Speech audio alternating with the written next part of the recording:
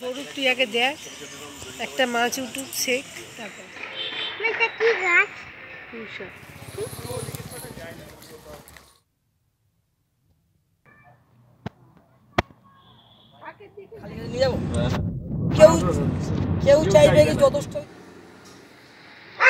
Hello, কেমন আছেন? HD স্মৃতিকথার আরও একটি নতুন ব্লগে আপনাদেরকে স্বাগত।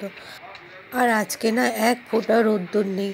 এখন প্রায় 2-2:30 মতো বাজে, এরকমই হবে। আর দেখুন, আমি জামা কাপড়ও প্রচুর কেচে দিয়েছি, সেগুলোও শুকনো হয়নি। আর এখানে আমি আমার বাড়ির ছাদ বাগানে পুঁইশাক গাছ লাগিয়েছিলাম। আর দেখুন এত সুন্দর পুঁইশাক হয়েছে, দেখুন পুঁই মিটুলিগুলো ভীষণ সুন্দর হয়েছে। তো আমি এগুলোকেই তুলছি। আর জানেন তো, অনেকেই না আমাদের এখানে আসে সবজির দোকানে, মানে সবজি কিনতে, মানে এই পুঁই মিটুলিগুলোকে মানে দেখে বলে এগুলো খায় নাকি, এগুলোকে কি করে খায়। এই দেখুন, তো পুঁই মিটুলিগুলো ভীষণ সুন্দর হয়েছে, আমি তুলছি। আর এটা সম্ভবত আমি মানে যেদিন ভিডিওটা বানিয়েছিলাম ওই দিন, ওই শুক্রবারের আগের দিন হবে হয়তো, মানে হয়তো বৃহস্পতিবার বা বুধবার হবে। আমি না এখন ভুলে গেছি, ভিডিওগুলো যেহেতু আগে বানানো থাকে ভুলেই গেছি। আর এখানে আমার ছেলেও জিজ্ঞাসা করছে, মা এটা কী গাছ?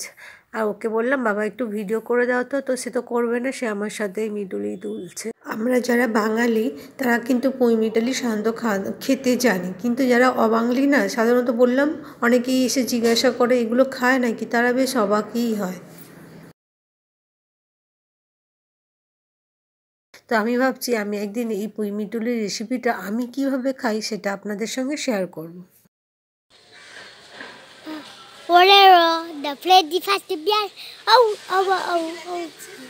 আমার তুললো না, শেষ হয়ে গেলে না হলে।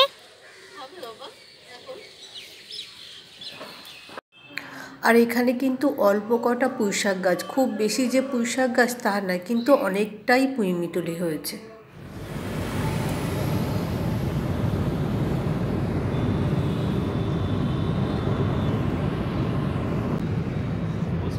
দাঁড়িয়ে ভালো লাগছে, হাওয়া লাগছে না তো? হাওয়া তো লাগছে মাথা, এই মাঝখানের দিকে চলে। জানলাটা বন্ধ করে দাও না আমি বন্ধ করে দেবো? হাওয়া লাগছে, জানলা তো বন্ধ, পিছনের জানলা বন্ধ করে আমি বন্ধ করে দেবো আমারটা। হ্যাঁ, আপনি একটু তুলে দিন তাহলে। আমারটা থেকে ওকে হাওয়া লাগবে। আর তা নাহলে এদিকে চলে এসো বাবা। না না এবার ঠিক আছে, কোনো প্রবলেম নেই।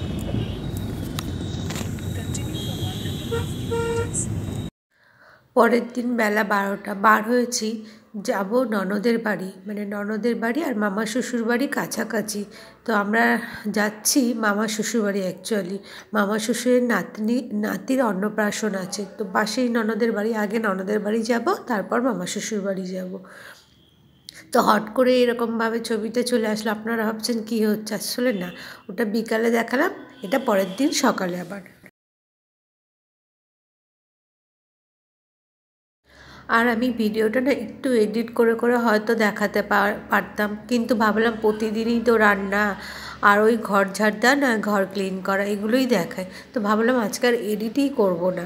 তাও যদিও এডিট করেছি, কারণ পুরো রোডটা তো দেখানো সম্ভব নয়, অনেকটাই দূর। তো কিছু কিছু জায়গা আমি দেখাচ্ছি, তা বেশ অনেকটাই লং রুট। তো ভাবলাম আপনাদের শহরটাকে একটু দেখাই, কেমন এই নিউ টাউন শহরটা। এটা হচ্ছে নিউ টাউন। আর এখান থেকেই আমি এই রোড নিউ টাউনের উপর দিয়েই যেতে হয় আমার ননদের বাড়ি। তো চলুন যাওয়া যাক ননদের বাড়ি। ওখানে গিয়ে আবার কি হয় সেগুলো আপনাদের সঙ্গে শেয়ার করব।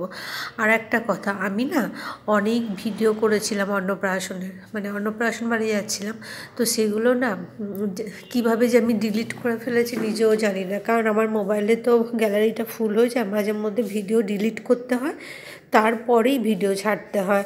তো হয়তো কোনোভাবেই আমি ওগুলো ডিলিট করছিলাম, ওগুলোই ডিলিট হয়ে গেছে, হয়তো আমার না বোঝার কারণেই ডিলিট হয়েছে।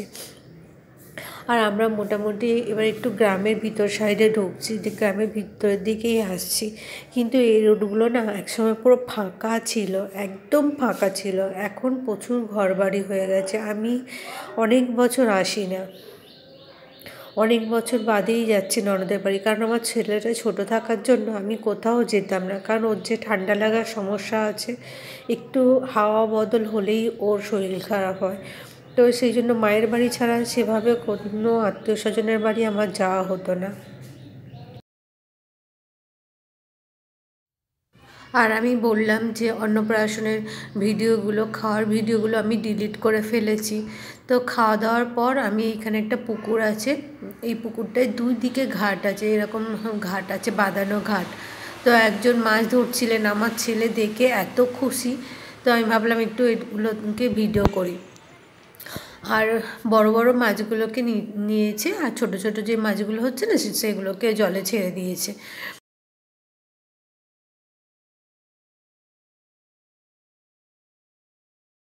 আমার ননদের বাড়ির সামনেও না এরকম একটা বড় পুকুর আছে। তো এই পুকুরটা বেশ পরিষ্কার পরিচ্ছন্ন, মানে শুনলাম কিছুদিন আগেই আবার পুকুরটাকে কাটিয়েছে। তো ভদ্রলোক ওই পারে যাচ্ছেন, ওই দিকের ঘাট থেকে দেখুন জাল ফেলছে।